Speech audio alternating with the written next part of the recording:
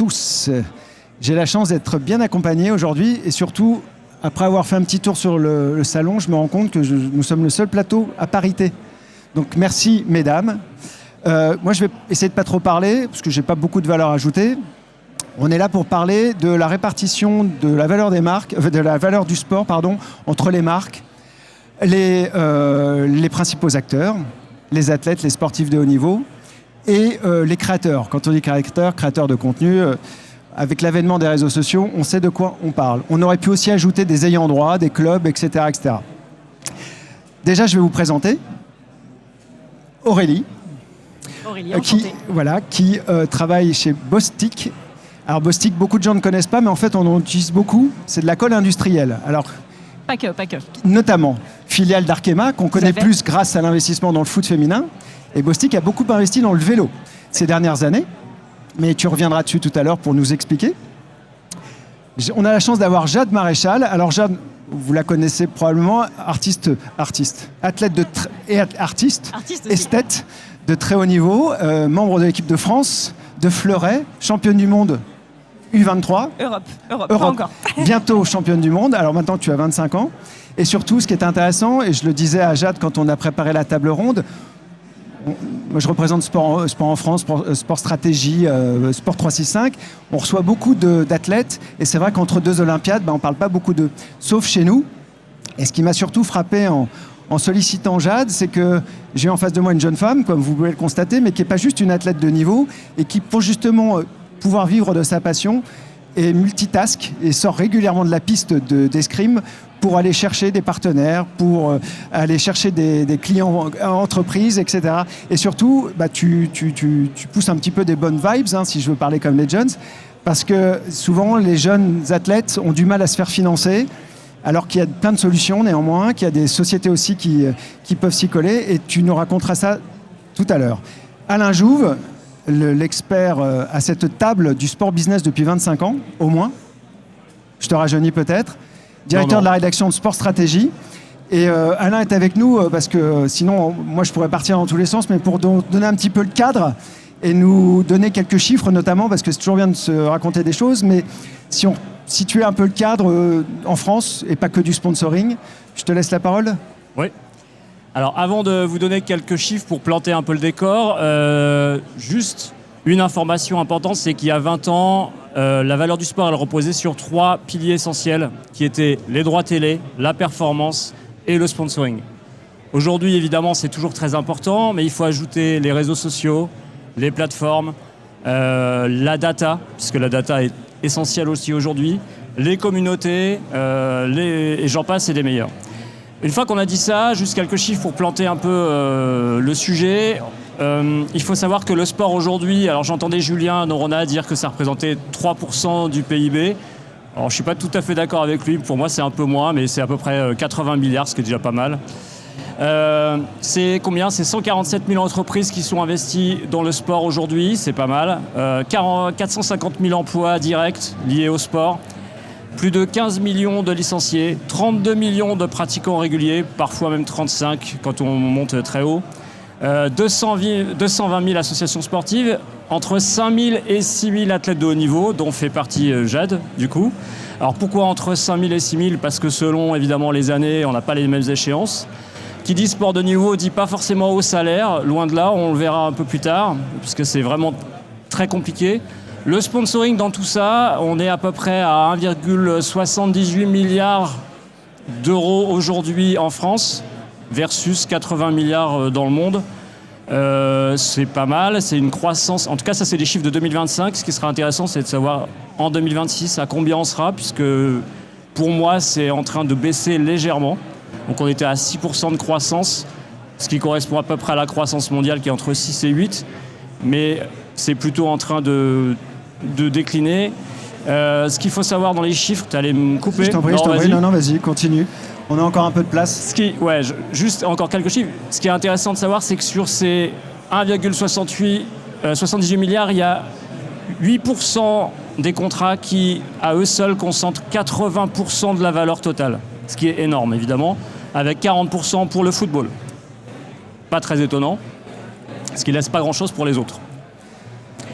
Une fois qu'on a dit ça, sur les sportifs de haut niveau notamment, il faut le savoir qu'ils sont à peu près 57%, c'est-à-dire plus de la moitié, à vivre de manière fragile, voire très compliquée.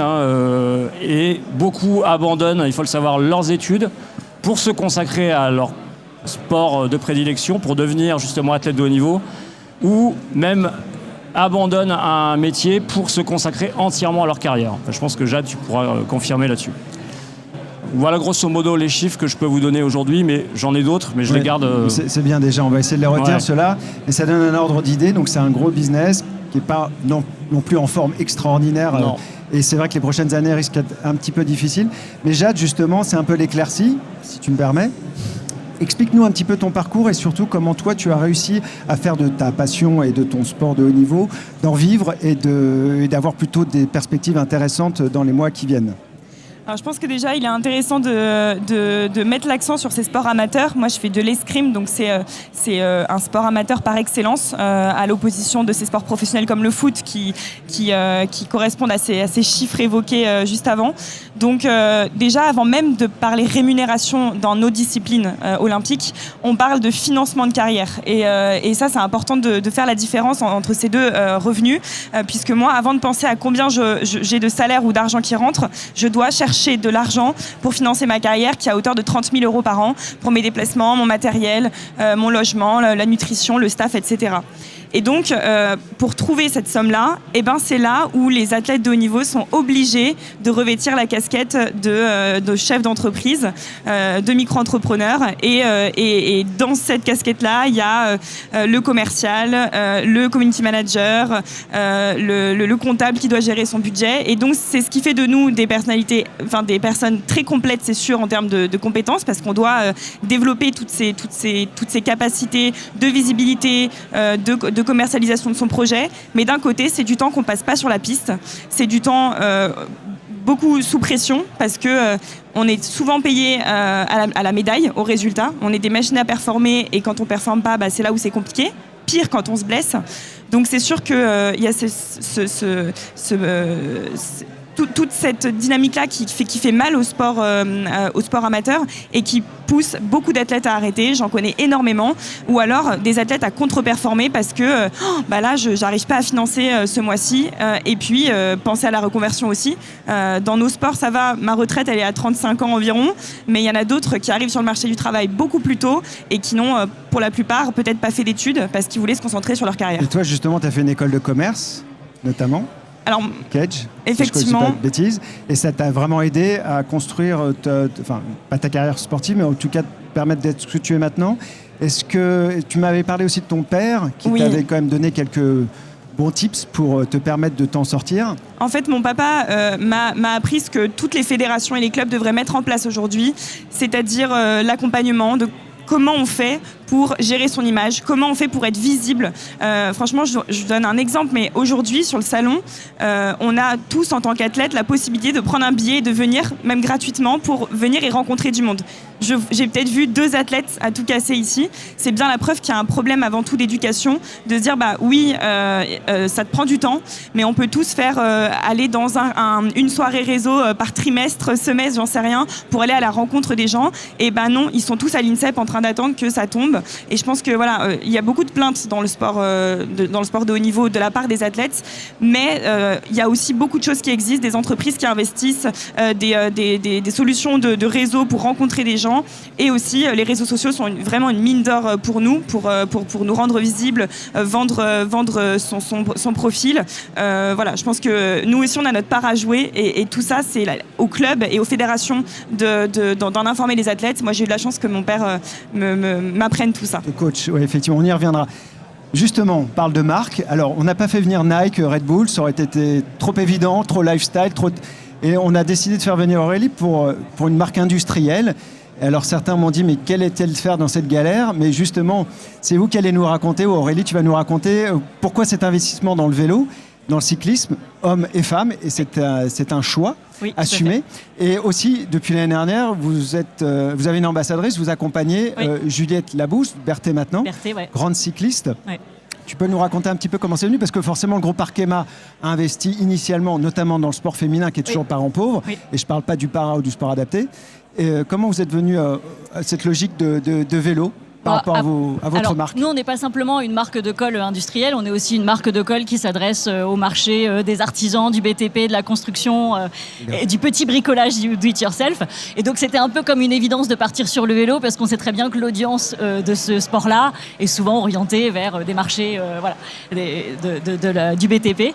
Donc, c'était assez évident pour nous. On a pendant 10 ans soutenu le Tour de France Hommes.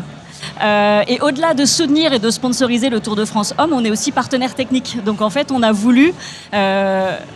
Tu veux que je m'arrête ? Je te laisse expliquer. Non, je te laisse expliquer parce que c'est ça qui est intéressant. Oui. En fait, on est aussi partenaire technique, c'est-à-dire qu'en fait, on produit des colles et on fournit les colles à ASO, qui est notre partenaire sur ces courses-là, pour coller les dossards des coureurs et des coureuses et éviter de mettre des épingles comme on a pu le faire jusque-là.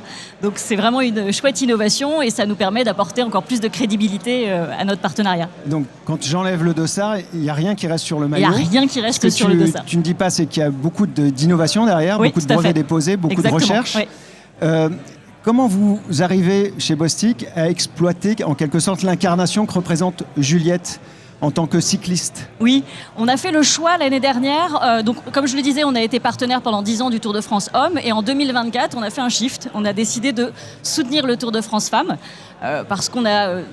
considéré à un moment que le Tour de France Hommes avait eu beaucoup de visibilité, il était temps de donner un peu plus de visibilité aux femmes et de les soutenir, de soutenir l'essor du cyclisme féminin. Et en fait, pour représenter ce partenariat, on a choisi d'avoir une ambassadrice parce qu'on trouve que ça humanise. Et puis, au-delà d'humaniser, on a essayé de choisir quelqu'un qui incarnait aussi un peu nos valeurs.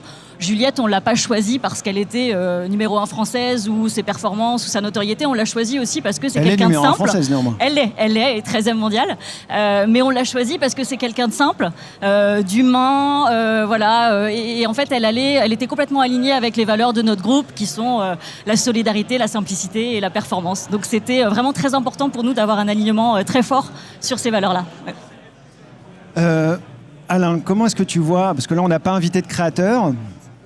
D'ailleurs, une question encore pour toi, mais pourquoi avoir choisi une sportive, ce qui est un très bon choix, plutôt que de travailler avec des créateurs de contenu qui viennent, qui partent, mais qui ont le mérite d'exister aussi avec leur communauté? Est-ce que vous arrivez à mixer les deux? Est-ce que c'est un sujet qui est abordé chez vous? Oui, on mixe les deux. En fait, on a souvent tendance à opposer les deux. Mais finalement, moi, je trouve que leur rôle est assez complémentaire. Comme je le disais, en fait, Juliette, elle va venir incarner des valeurs, et représenter un peu les valeurs du groupe. Et quand vous travaillez avec des créateurs de contenu, eux, ils vont avoir un rôle différent. Ils vont raconter l'histoire autrement. Ils vont aller montrer les coulisses. Ils vont montrer le cyclisme féminin. Ils vont toucher une communauté que nous, on ne pourrait pas toucher avec notre propre réseau. Et donc voilà, je trouve que cette complémentarité, elle est très importante. Et nous, oui, effectivement, chez Bostik, on travaille à la fois avec Juliette tout au long de l'année, mais aussi avec des créateurs de contenu avant, pendant et après les courses, pour qu'ils puissent raconter l'histoire d'une manière différente et toucher une autre personne. Toi, tu as des partenariats, au-delà du fait que tu participes en entreprise, tu fais des présentations d'entreprise. Je crois que tu as un partenariat avec BPCE. Est-ce que c'est important, ça représente un gros pourcentage de ta rémunération annuelle? Oui, c'est un tiers. En fait, donc moi, j'arrive à financer ma carrière par du sponsoring et après à penser rémunération avec une autre activité de conférence à côté. Mais il y a quelque chose vraiment que j'ai compris, moi, durant ma carrière sportive et ma recherche de partenaires. Au début, je me sens dans mes premiers dossiers de partenariat, je mettais une photo du logo que pouvait mettre son entreprise à tel ou tel emplacement en fonction de la somme. Et en fait, ça n'a plus aucun sens, je trouve, aujourd'hui. Et ce que j'ai vraiment réalisé, c'est qu'on attendait souvent, nous, les athlètes, d'avoir une médaille olympique pour oser aller toquer à la porte des entreprises en disant « ça y est, j'ai ma médaille, maintenant vous pouvez m'accompagner parce que vous voyez, je suis une athlète forte ». Et on n'a plus besoin d'attendre ça pour la simple et bonne raison, justement, que ce que recherchent les entreprises, et peut-être que vous allez acquiescer, mais c'est vraiment du temps. Moi, BPC Assurance notamment, je prends le temps d'aller régulièrement dans leurs locaux qui sont pas très loin de là où je suis, pour faire un petit déjeuner avec les collaborateurs, pour leur expliquer j'ai loupé ma compète, mais je vais vous expliquer pourquoi. Et puis là, je suis en prépa pour cette Coupe du Monde et on échange, et c'est ça que recherchent les entreprises aujourd'hui. Donc je trouve que c'est une bonne nouvelle parce que ça rend beaucoup plus accessible le sponsoring en France, là où voilà, aller chercher des top players comme un Teddy Riner, forcément là il y aura une visibilité monstre, le budget sera pas le même, il aura peut-être moins le temps aussi d'intervenir en entreprise. Là où aller s'intéresser vers des athlètes peut-être moins performants tout de suite, ça a encore plus de sens et de valeur ajoutée pour les entreprises. La difficulté, c'est quand même le calendrier, parce que tu peux pas intervenir à volonté, bien évidemment. Tu interviens combien de fois dans les entreprises en moyenne dans une saison ? En réalité, contractuellement, il faut toujours mettre des nombres d'interventions. En tout cas, voilà. Donc, dans un contrat, je pense qu'il y a 2 ou 3 interventions avec l'entreprise. En réalité, ce qui se passe, c'est que au-delà des interventions en présentiel qu'on fait, moi, je réalise des masterclass en ligne. Je crée un groupe WhatsApp où j'envoie mes résultats avec les entreprises. On a beaucoup de canaux d'échange qui vont au-delà du contrat. Donc, voilà. Ce qui est sûr que l'important est de trouver un bon équilibre. C'est là où on reste dans l'amateurisme, parce que encore une fois, dans les sports pro, il y a des agents qui gèrent ça. Il y a des personnes qui vont nous aider à organiser tout ce beau planning bien complet. Nous, c'est à nous de le faire. Et c'est là où c'est compliqué, parce que il y a juste équilibre entre cette conférence que je vais faire. C'est du temps que je passe pas à récupérer, à m'entraîner. Donc c'est ça qui est le plus difficile dans le sport amateur. Et Alain, sur la chaîne de valeur du sport, qu'est-ce qu'on a pu constater ces dernières années, notamment avec l'avènement des réseaux sociaux? On ne va pas y revenir, mais c'est vrai qu'à une époque, on parlait de droit TV, de sponsoring. Maintenant, on parle plus d'émotions véhiculées par le sport et réussir à le transformer en actif économique, voire culturel, voire même en communauté. Toi, tu as une petite communauté non négligeable, Jade, hein, c'est ça? Tu as pas mal de gens qui te suivent. On ne vient pas chez toi pour la masse, pour l'audience, mais on vient aussi pour ce que tu essayes d'apporter, côté un peu lifestyle premium. Comment on voit évoluer les choses ces dernières années, depuis une dizaine d'années, entre les ayants droit, justement, les sportifs, qui sont quand même le chaînon essentiel, on l'oublie parfois, les marques et depuis peu les créateurs? Alors en fait, le sport est vraiment devenu une industrie de l'attention. Et c'est pour ça que les créateurs aujourd'hui sont si importants. C'est pour ça que les marques vont les chercher. Je suis complètement d'accord avec Aurélie quand elle dit que c'est pas... les mettre en opposition, et c'est tout à fait logique qu'une marque aille chercher les deux. En revanche, ça fait des concurrents en plus, de fait, pour les sportifs de haut niveau, puisque il faut aussi tenir compte de ces gens, enfin de ces créateurs de contenu, qui pour certains sont extrêmement puissants, extrêmement forts, mais qui véhiculent pas la même chose et racontent pas la même chose. Ce que tu disais très justement, Jade, tu parlais de temps, le temps que tu dois consacrer, le temps qu'on te demande, et dont ne disposent pas tout le temps les sportifs de haut niveau. Vous avez un entraînement qui est très important. Je ne sais pas combien de temps tu passes à l'INSEP par semaine, mais ou ailleurs d'ailleurs. 2 fois par jour à peu près. Donc on fait 2 fois par jour. 2 fois par jour, c'est du quotidien. Ce qui représente combien d'heures 5 à 6 heures par jour. Voilà. 5 à 6 heures par jour, c'est quand même lourd. Donc c'est du temps où évidemment on ne peut pas faire autre chose que du sport, et où on ne peut pas se consacrer évidemment à sa communauté, à ses contenus, à ses réseaux, et c'est d'autant plus compliqué. Mais ce qui est vrai, c'est qu'aujourd'hui, une marque, elle va hésiter entre un sportif et un créateur de contenu en fonction de sa communauté, en fonction de l'histoire qu'il raconte, en fonction de son authenticité qui est extrêmement importante aussi. Il suffit juste de regarder... on s'imagine souvent qu'une médaille olympique, immédiatement, ça va être un attrape revenu, que les marques vont se ruer dessus. Et c'est pas vrai du tout. C'est éphémère. Et donc, parfois, ils vont préférer aller sur un sportif qui a quelque chose à raconter, qui vit qui est dans la durée et qui a une communauté qui est très engagée, plutôt que d'aller sur un sportif qui est extrêmement discret, qui n'a rien à dire. Il a gagné une médaille, certes, c'est formidable. C'est une visibilité incroyable à un moment, mais c'est une porte en fait, et derrière il faut embrayer et il faut continuer. Je pense à une petite anecdote liée à ça, je suis entièrement d'accord. Un escrimeur, Romain Canon, qui a gagné les Jeux Olympiques de de Tokyo 2021, pardon. Ouais. Et la conférence de presse le lendemain, je me souviens très bien qu'il a fait appel parce qu'il avait 0 partenaire et que ça a été très compliqué de financer sa saison. Et il dit voilà, maintenant j'ai ma médaille d'or, je cherche un partenaire parce que je pourrais pas continuer sinon. Donc tout à fait, la médaille d'or, si on n'a pas communiqué avant et préparé cette communauté, ça ne nous apportera rien.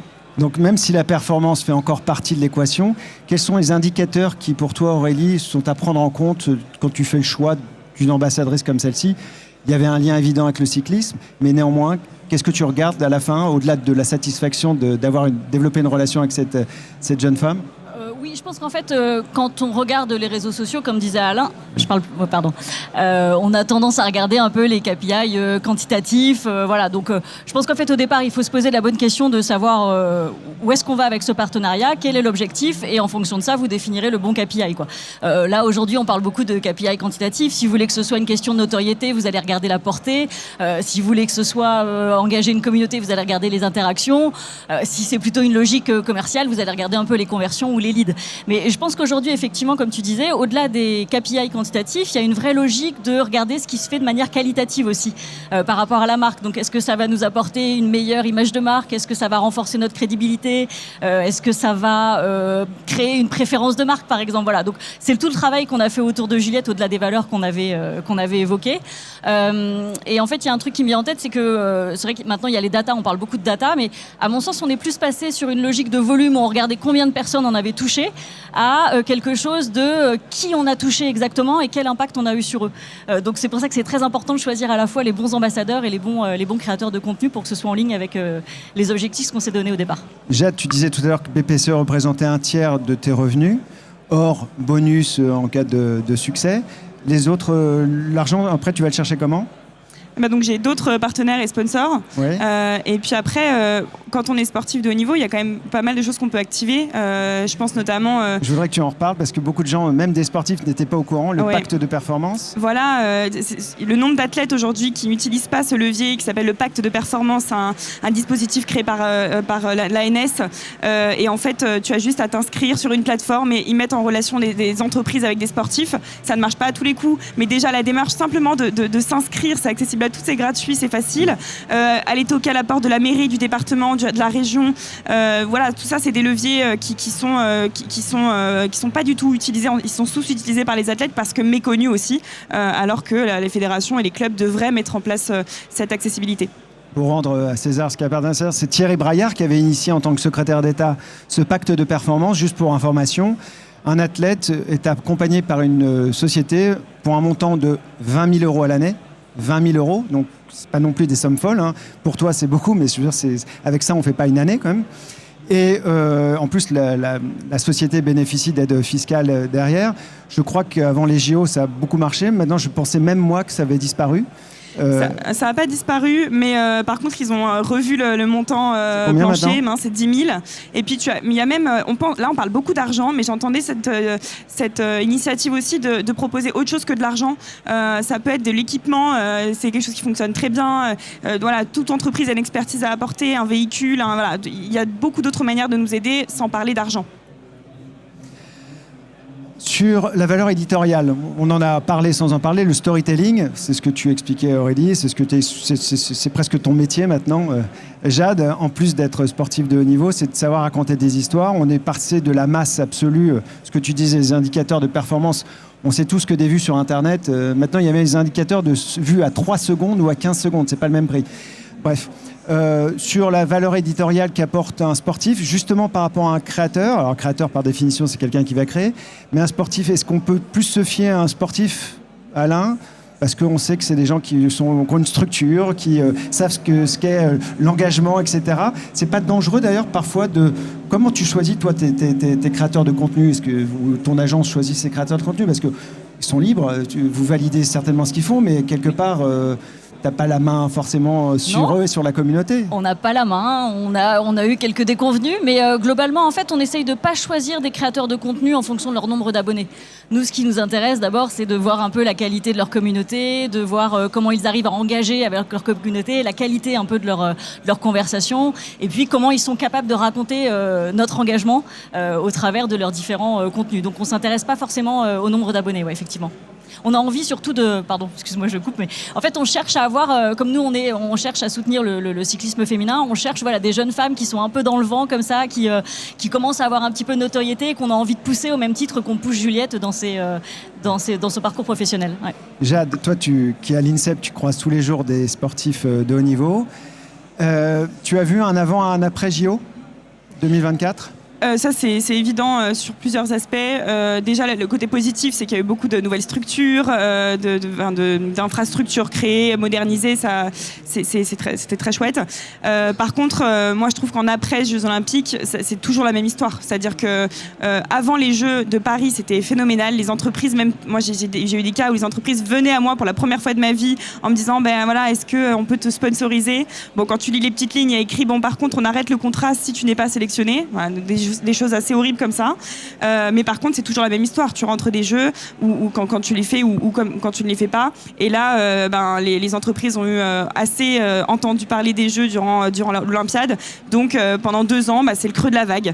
Et là, si tu n'as pas capitalisé sur le moment des Jeux, si tu n'as pas créé de contacts, si tu n'as pas créé des partenariats qui allaient au-delà de 2024, c'est très très dur. Et il y en a qui ont arrêté. Il y en a qui arrêtent leur activité parce que les entreprises ne veulent plus trop se lier au sport durant cette période-là. Il y a des entreprises qui ont une ADN sport qui savent toute cette problématique, donc qui décident de continuer.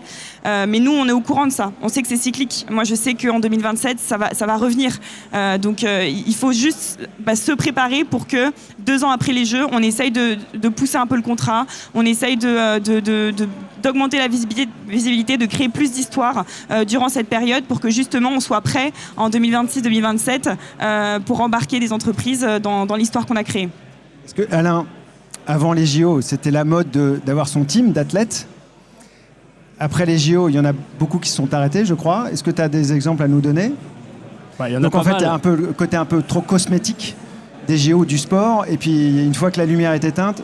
Oui, exactement. Ça me fait un peu penser au sport féminin, où quand on a reçu la Coupe du Monde féminine, toutes les marques s'étaient embarquées, nous avaient dit que ça y est, le foot féminin, c'était formidable et qu'il était temps. Et puis une fois que la Coupe du Monde est passée, à peu près les 3/4 sont partis.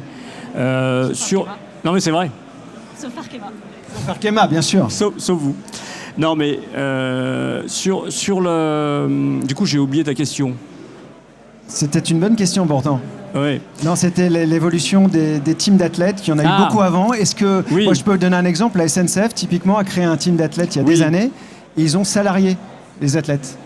Il y avait 35 athlètes salariés, donc à la fin, le gars avait une formation, s'il n'était pas lui-même déjà formé, même pour être contrôleur, pour être ingénieur, etc. etc. Et je trouve qu'on n'en a pas assez parlé, mais je trouve que ça, c'est une vraie preuve d'investissement et de loyauté aussi, quelque part. Et c'est comme ça qu'on bénéficie le champion du monde, le champion olympique de karaté, il n'y en aura qu'un dans notre vie, en tout cas dans le siècle. Ouais. Il était à la SNCF. Grâce à son contrat SNCF, et c'est pas grâce à cette performance malheureusement, il a pu s'en sortir, prendre un nouveau métier, continuer à pratiquer à haut niveau, mais on en parle beaucoup moins malheureusement. Et grâce à la SNCF, lui, il peut pratiquer pendant des années son activité sportive. Alors c'est vrai qu'avant les Jeux, il y en a eu pléthore. Ils se sont tous découverts un intérêt fort pour les teams d'athlètes. Ça a diminué très fortement après les Jeux. Pas trop de surprises. Heureusement, aujourd'hui, il y a encore pas mal d'emplois aménagés, puisque c'est ça, tout simplement, c'est une aide de ce type. Alors, Jade n'a pas l'air trop d'accord, mais on a l'armée, la police, EDF, c'est assez classique, ouais. SNCF, EDF, GDF, bon, bref, on va s'arrêter là, mais c'est vrai que ça manque cruellement aujourd'hui. Il y avait un effet JO qui était évident, Paris 2024, qui a boosté tout le monde, et puis il y a l'effet qui se coule derrière, où tout le monde s'arrête, quoi. Ouais. Il y a quand même quelque chose à dire là-dessus, c'est que le mode de financement, avoir un salaire, pour nous, c'est extrêmement rassurant. Et il y a une différence entre verser une bourse à un moment T, avant les Jeux, avant une échéance, et avoir une tranquillité de tous les mois, pouvoir avoir de l'argent qui arrive et pouvoir payer nos charges. Donc ça, il y a vraiment ce système-là, il est magnifique, d'entrer dans des armées, dans des contrats aménagés qui s'appellent des CIP d'ailleurs, mais c'est tellement infime en France. Je parle avec mes coéquipières italiennes notamment, qui elles, c'est vraiment ancré dans le sport, c'est lié à l'armée, elles sont toutes à l'armée, elles ont un salaire tous les mois, elles ont pas à penser en fait aux financiers. Chez nous, on va prendre les médailles olympiques, eux, ils vont avoir le droit à ce système de salaire ou de contrat aménagé. Donc encore une fois, si tu restes dans ta chambre de l'INSEP et que tu vas t'entraîner et que tu attends qu'un contrat arrive, ça n'arrivera jamais, mais voilà, si tu arrives à prendre un peu de place, communiquer, peut-être que tu vas trouver ce CIP par rapport à d'autres athlètes qui ne communiquent pas. Et tu nous disais aussi que paradoxalement, l'INSEP qui est là pour former des sportifs, il n'y a pas du tout d'accompagnement, même pré-JO, autour de la communication, de la recherche de partenaires. C'est absolument pas un sujet qui est traité là-bas. Alors on a un accompagnement scolaire sportif, donc ils sont là pour lors de notre formation nous aider à trouver une école qui va avoir un aménagement quand il y en a, mais sur la partie professionnelle, gestion médiatique, il n'y a vraiment rien. Et pour la petite anecdote, moi j'ai essayé de mettre ça en place parce que je vois l'intérêt que ça peut avoir pour les sportifs, donc j'avais mis en place des masterclass une fois par mois à l'INSEP avec un thème juridique. Le mois suivant c'est comment on crée son kit média, le mois suivant c'est comment on communique sur LinkedIn. J'avais à tout casser au maximum 5 personnes dans la salle. C'était à l'INSEP, donc au pied de là où ils dormaient. Donc c'est bien pour montrer que je pense qu'à la base c'est pas de leur faute, quoi. C'est pas de notre faute. C'est vraiment encore une fois l'éducation qu'on peut avoir des clubs et des fédérations qui doivent nous dire on va t'aider, mais c'est quand même à toi d'aller au devant de la scène. Quand tu parles d'éducation, c'est aussi la famille, l'accompagnement. Toi, tu as pu en bénéficier avec ton papa notamment, qui t'a donné quelques ficelles. Ces jeunes athlètes, là, ils ont aussi un encadrement. Ça fait partie, comme tu le dis, de l'éducation, pas forcément scolaire. C'est sûr. Après, les parents, voilà, tout le monde ne comprend. Enfin, on n'est pas tous égaux là-dessus. Les parents, moi, ils avaient une appétence pour le sport, donc forcément, ils comprenaient un peu l'écosystème. Mais sans parler des parents, vraiment, c'est le club. Le club, il connaît les enjeux du sport. Il y a quelqu'un qui doit expliquer comment ça se passe. Voilà, là, je pense que c'est vraiment plus dans les infrastructures et les clubs, les fédérations. Même au niveau semi-professionnel. Tu crois que les clubs sont équipés pour permettre d'aider les athlètes sans parler de moyens. Ouais. Moi, mon club me donne 200 € par mois. Ouais. Donc, ils n'ont pas de moyens, eux. Mais par contre, il y a bien une personne qui peut expliquer comment ça se passe, recommander d'aller, par exemple, s'inscrire sur le pack de performance. Voilà, c'est plus de l'accompagnement humain que financier dont on a besoin, nous, en tant qu'athlètes, parce que les outils, on les a. Il suffit juste d'apprendre à les utiliser. Oui, très bien. Pour éviter le côté un peu cosmétique, parce qu'il y a beaucoup on parle du greenwashing, on parle du sport washing, et je reste en France pour l'instant. Comment est-ce qu'on fait quand on est une marque comme la tienne, enfin comme celle dont tu t'occupes, pour éviter justement que ce soit trop cosmétique? Vous êtes engagé sur la durée? Vous êtes engagé combien de temps, par exemple, avec ASO ou avec Juliette? Là, on était engagé pour 3 ans et on réfléchit à la next step, on va dire. Avec ASO? Avec pour ASO, 3 ans. Donc déjà, c'est effectivement du moyen terme. Oui, tout à fait. Ça rassure des deux côtés, en fait, quoi. C'est vrai que, et avec Juliette? Et avec Juliette, pour l'instant, c'est à l'année. D'accord. Voilà, mais on aimerait bien avoir un contrat avec elle à plus long terme. Ouais. Et vis-à-vis de la maison mère, Arkemas, qui a des relations, des discussions par rapport à vos échanges de bons procédés, vos best case. Oui, alors, eux sont sur le football féminin. Eux, ils sont sur le football féminin, voilà. Nous, on est sur le vélo féminin, évidemment. À partir du moment où on appartient à un groupe qui met en avant l'inclusion et l'essor du sport féminin, on est obligé de suivre la même lignée. Et voilà. Et nous, on a choisi un sport qui était en adéquation avec notre audience et les marchés qu'on vise. Donc, c'était assez simple. Et Juliette, en l'occurrence, la participation que vous lui accordez, elle est salariée de son équipe cycliste. Oui. Ça représente, en pourcentage, ça représente quoi de sa rémunération à l'année? Je suis désolé de parler de l'argent, mais c'est quand même le nerf de la guerre. Je ne saurais pas vous dire parce que je ne connais pas le salaire de Juliette. D'accord, ok, c'est confidentiel. Je ne pourrais pas vous dire. Très bien. Mais c'est une manne assez importante pour elle ou c'est assez anecdotique? Oui, je pense qu'en fait, il y a très peu d'athlètes, de cyclistes professionnelles féminines qui sont sponsorisées. Donc c'est vraiment assez nouveau. Et d'ailleurs, dans son équipe, elle est l'équipe de la FDJ Suez. Je crois que c'est la seule. Alors après, il y a Demi Veloring qui est d'un autre calibre, mais en tout cas, du niveau de Juliette, c'est la seule qui est accompagnée par une marque. Ouais. À part le Tour de France, vous accompagnez d'autres courses? D'autres courses, oui, tout à fait. Est-ce qu'il y a une volonté à terme de s'ouvrir sur d'autres sports ou c'est vraiment la volonté de Bostik, c'est le vélo et le vélo?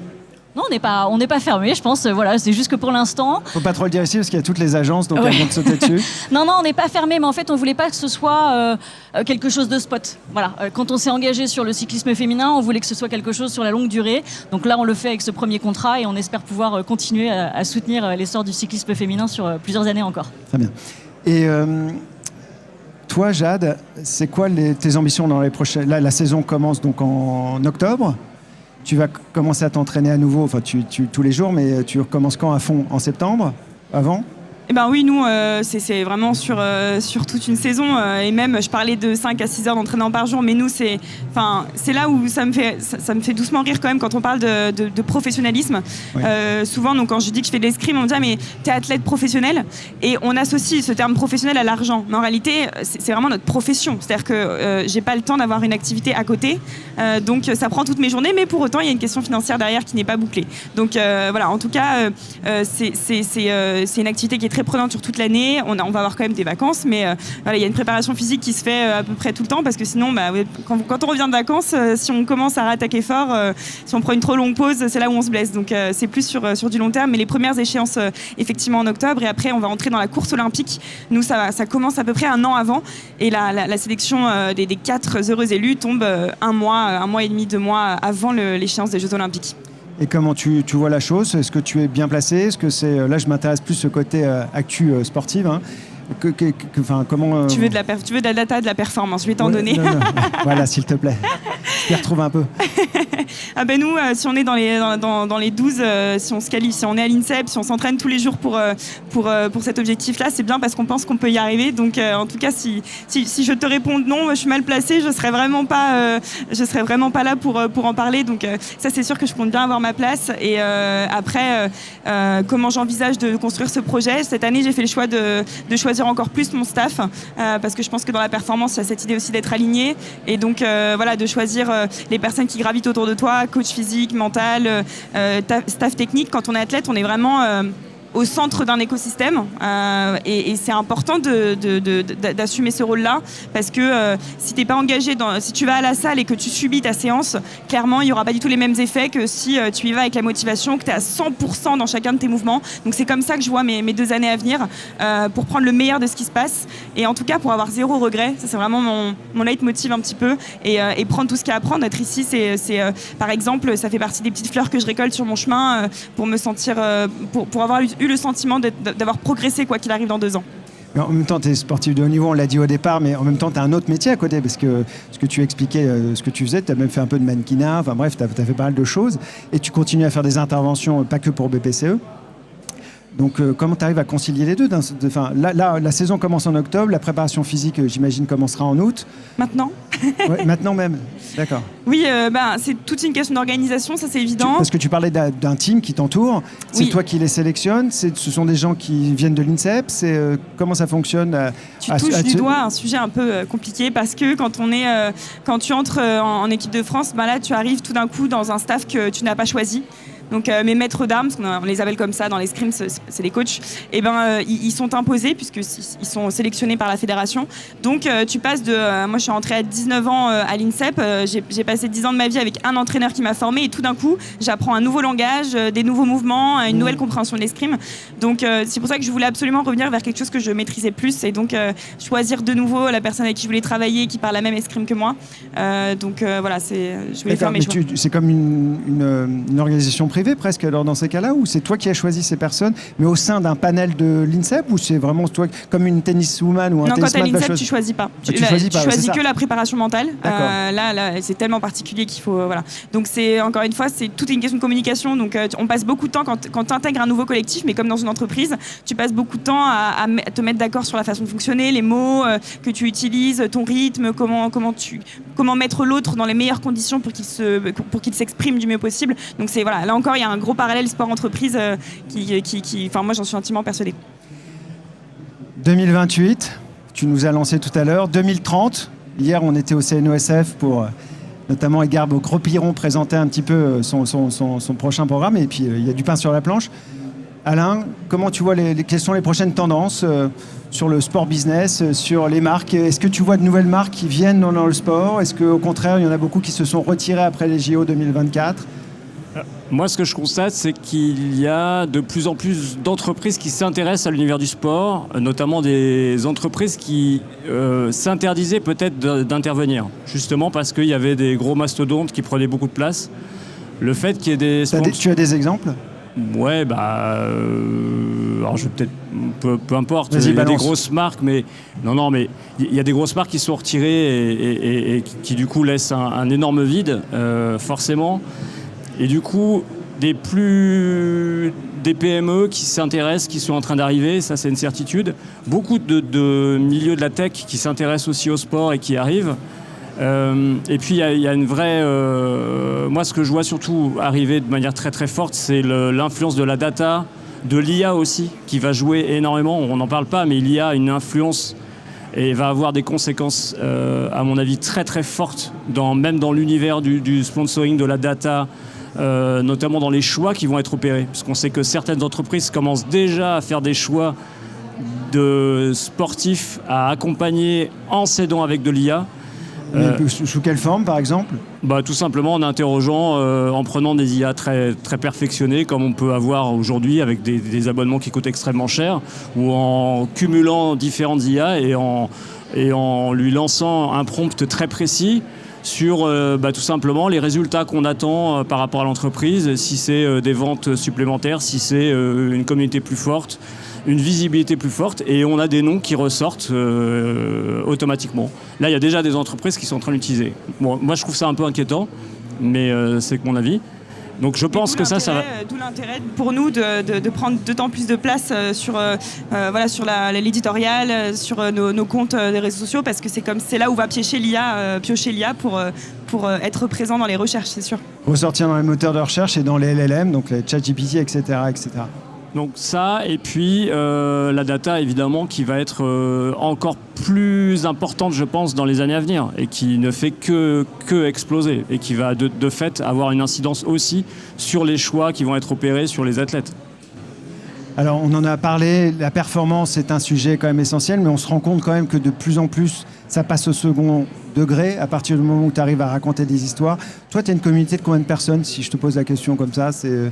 J'ai 9000 abonnés par exemple. D'accord. Mais tu as beaucoup d'interactions sur Insta, je voyais. Tu fais des tutos, tu expliques un petit peu les idées reçues sur l'escrime, Zoro, etc., etc. Est-ce qu'à ton avis, si tu augmentais significativement ta communauté, ça changerait quelque chose vis-à-vis de tes partenaires, ou c'est pas le sujet ? Je pense pas significativement. Je pense qu'il y a des sommes paliers quand même. Les 10 000 abonnés, souvent, il y a même des marques qui nous le disent directement, passe la barre des 10K. Et, donc, je sais pas quel sens ça a, mais en tout cas, il y a cette barrière psychologique. Moi, je pense qu'il y a un réseau social qui est sous-utilisé par les athlètes, c'est vraiment LinkedIn. Il y a quand même très peu d'athlètes présents. Il y en a quelques-unes qui communiquent bien. Et donc, du coup, il y a vraiment une place à prendre. Moi, j'ai beaucoup d'interactions sur cette plateforme parce que il n'y en a pas beaucoup, il n'y a pas beaucoup d'athlètes présents. Donc rien que le fait d'augmenter sa communauté là-dessus, d'échanger avec des profils professionnels bien ciblés, moi j'ai beaucoup de réponses en fait. Donc, peut-être plus de, tu penses que tu as plus de légitimité que, en tout cas certains pensent, des athlètes qui se disent moi j'ai pas fait d'école de commerce, je fais pas des interventions en entreprise, peut-être c'est un problème. Ouais, mais il y en a qui, moi j'ai pas de palmarès olympique, j'ai pas de médaille aux Jeux, alors qu'il y en a beaucoup qui en ont et qui pourraient complètement être légitimes d'y être. Donc chacun a son message. Moi j'ai trouvé des messages. Moi, je communique beaucoup sur le parallèle sport-entreprise. J'ai une surdité unilatérale, donc j'ai trouvé aussi le sens de parler de ça. Ça va pas s'arranger. Voilà, ça va pas s'arranger. Mais encore une fois, oui, tout est une question d'histoire à raconter. On a tous, franchement, quand on est athlète, un message à porter, qu'on ait 200 ou plus de 100 000 abonnés. Parce que quand tu mets tes abonnés dans une salle, vous avez tous vu ce message, je pense, ou cette image, mais mets 9000 personnes dans une salle et tu vas voir que tu vas avoir beaucoup de messages à transmettre. Ouais. Alors, pour finir... Je pense que, juste pour préciser, Jade, tu as complètement raison sur ce point, c'est qu'il y a très peu d'athlètes qui sont en tout cas sur LinkedIn, parce qu'ils se sentent certainement illégitimes, non ? Peut-être ? Pour eux, ils doivent communiquer essentiellement avec du B2C, avec le grand public. Or, c'est faux. C'est très important d'avoir à communiquer aussi avec le monde professionnel. Aurélie ? On le voit, nous, juste pour rebondir sur ce que dit Alain, effectivement, Juliette, elle est sur LinkedIn, mais bon, voilà, à chaque fois qu'on essaye de parler d'elle, finalement, ça prend pas sur LinkedIn parce que la communauté est pas très vive, en fait, alors que sur Instagram, ça fonctionne beaucoup mieux. Mais je rejoins effectivement Alain pour dire que les athlètes devraient être, et Jade pour dire que les athlètes devraient être plus réguliers sur LinkedIn. Tu as entendu Jade ? Oui. Est-ce que pour toi, c'est plus une athlète de haut niveau ou une créatrice de contenu ?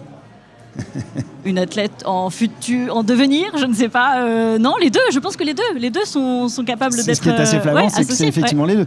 Je vous invite tous à aller sur son Insta. C'est assez intéressant. Effectivement, tu joues beaucoup avec les idées reçues de l'escrime. au-delà de raconter tes journées, les rencontres que tu peux faire d'autres athlètes. C'est toujours sympa quand un athlète donne la parole à un autre athlète. Mais au-delà de ça, tes petits films et tes shorts sont assez représentatifs de la personnalité que tu es. Je te remercie, mais je pense qu'il faut aussi démystifier le fait que souvent, quand on communique sur les réseaux, on se pense influenceur. Moi, je parle jamais de ma vie privée. J'ai fait le choix d'avoir un ton professionnel et d'expliquer, comme tu dis, voilà, des thématiques bien choisies. On n'est pas obligé de raconter toute sa vie. Et c'est aussi ça qu'il faut dire aux athlètes. Mais c'est vrai que quand je dis à une collègue, pas plus tard que ce matin, mais est-ce que tu as créé ta page LinkedIn? Mais non, mais qu'est-ce que tu veux? Moi, j'ai pas de boîte, qu'est-ce que tu veux que je fasse dessus? Voilà, il y a vraiment des barrières à franchir, quoi. Merci mesdames, merci jeune homme, merci à vous d'avoir été présents. Merci. Et on se retrouve bientôt, Jade en tout cas sur Sport en France et Aurélie. Merci beaucoup. Avec plaisir au Tour de France ou ailleurs. Merci. Merci.